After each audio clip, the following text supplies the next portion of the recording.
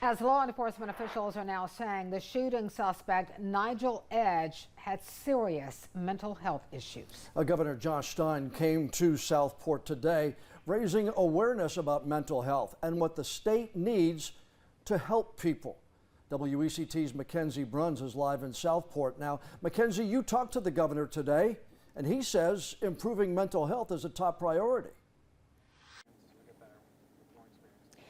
Yeah, that's right, John. While the governor was here to help this aching community, he says one of the top priorities of his administration is to fix these growing mental health concerns. Governor Josh Stein in Southport meeting with law enforcement and neighbors, offering condolences following Saturday night's deadly mass shooting. He reflected on the tragedy that shattered this community's peace this weekend. A warm Saturday night, a special date night, sitting on a dock by the river, by the water.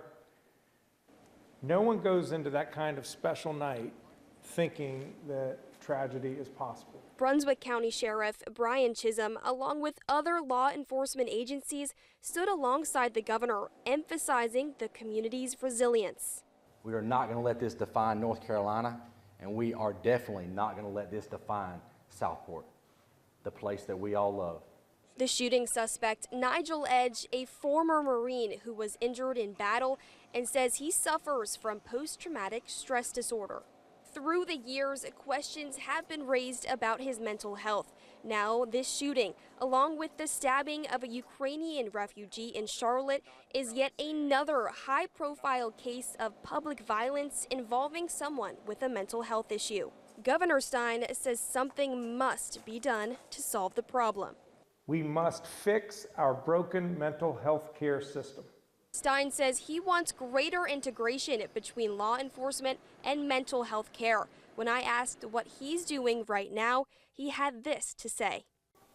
There are too many people who are profoundly troubled, who are obsessed, whose paranoia gets stoked by what they read on the internet every day, and we've got to figure out ways so that those folks don't pose risks to the community. The governor's office is already working on systematic checks to strengthen cooperation between law enforcement and mental health services. But for now, the governor, like so many in Southport, can only think about what could have been and offer hope after an unspeakable tragedy.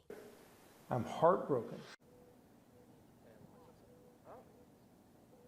And as for the investigation, we are still learning more details about Edge, and in terms of the victims, we are still waiting on some more information, but the Southport Police Department expect to have some more of that information coming out tomorrow. Live in Southport, Mackenzie Bruns, WECT News.